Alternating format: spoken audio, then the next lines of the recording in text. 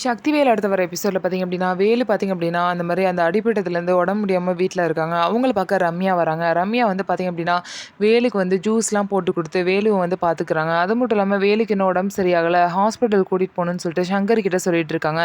வேலு வந்து "நீ ஏன் இங்க அடிக்கடி வராத" அப்படின்னு சொன்னாலுமே, ரம்யா வந்து பார்த்தீங்க அப்படின்னா, வேலு மேல உள்ள காதல்னால வேலுவ தேடி தேடி வராங்க. அந்த நேரம் பார்த்து பார்த்தீங்கன்னா, ரம்யா வந்த நேரம் பார்த்து அங்க சக்தி வராங்க. சக்திய பார்த்தோன்னே ரம்யா வந்து, "என்ன இப்படி இடிச்சுட்டு கொஞ்சம் கூட சாரி கூட கேட்காம உன் இஷ்டத்துக்கு போறேன்னு சொல்லிட்டு சக்திய திட்டுறாங்க. அவங்கள திட்டாத அப்படின்னு சொல்லிட்டு வேலு சொல்றாங்க. அத மீறியுமே ரம்யா வந்து திட்டுறாங்க. சக்தி பார்த்தீங்கன்னா, என்ன இவங்க பாட்டுக்கு பேசிட்டு இருக்காங்க. நீ தான் அதெல்லாம் சொல்லிக் குடுத்தியான்னு சொல்லிட்டு வேலுவ திட்டுறாங்க. அதுக்கப்புறம் நான் ஒண்ணும் சாரி கேட்கலாம் வரல. என்னால அந்த பைக் வந்து உடைஞ்சிருக்குல்ல.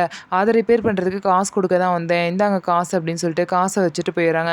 என்ன அவ என்னமோ உரிமையா நீ சக்தி சக்தின்னு கூப்பிடுற. அவளும் உன்னை வா போங்கிறா. யார் அவங்கன்னு கேட்கும்போது, என்னோட ஒய்ஃபு எங்க 2 பேருக்கும் 3 வருஷம் தான் நாங்க சேர்ந்து வாழ்ந்தோம். அதுக்கப்புறம் பிரச்சனையாகி இப்ப தனியா இருக்கோம் அப்படின்னு சொல்லிட்டு சொல்றாங்க. ஓ! தனியா தானே இருக்கீங்க. அப்ப பரவாயில்லன்னு சொல்லிட்டு, அப்ப கூட ரம்யா பார்த்தீங்க அப்படின்னா, வேலு கூட சேர்ந்துருக்கணும்னு தான் நினைக்கிறாங்க.